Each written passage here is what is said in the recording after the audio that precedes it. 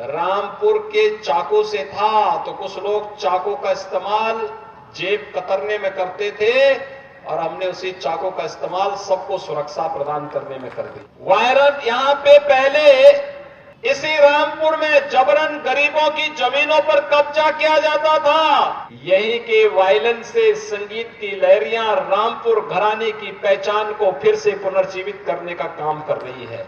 हमारे सभी जनप्रतिनिधियों ने जो प्रयास किया उसका परिणाम है रामपुर आज अपनी एक नई पहचान बना रहा है, विकास की नई पहचान।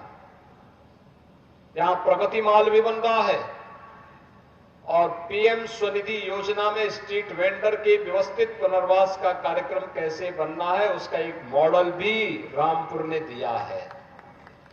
यानी रामपुर की पहचान रामपुर के चाकू से था, तो कुछ लोग चाकू का इस्तेमाल जेब कतरने में करते थे और हमने उसी चाकू का इस्तेमाल सबको सुरक्षा प्रदान करने में कर दिया।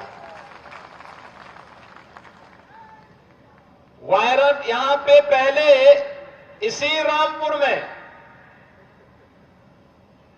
रामपुर में जबरन गरीबों की जमीनों पर कब्जा किया जाता था।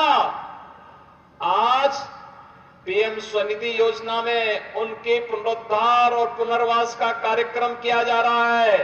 यानी यही के वायलेंस से संगीत की लहरियां रामपुर घराने की पहचान को फिर से पुनर्जीवित करने का काम कर रही है।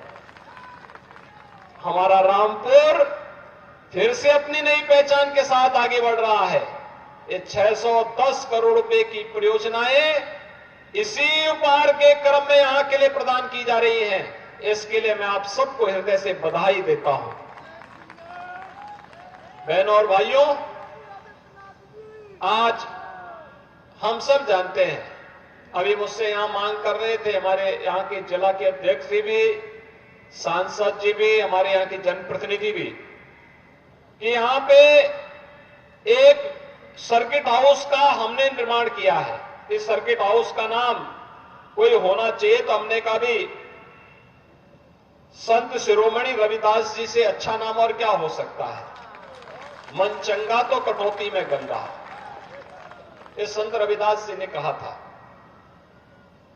और उस समय उन्होंने उस कालखंड में भी कर्म की साधना को महत्व दिया था, कर्म की साधना। और तब उन्होंने कहा था, मन के जीते जीत है, मन के हारे हार, मन चंगा तो कठौती में गंगा। और संत रविदास जी की ये उक्ति आज भी हम सब के लिए उतनी ही सार्थक है।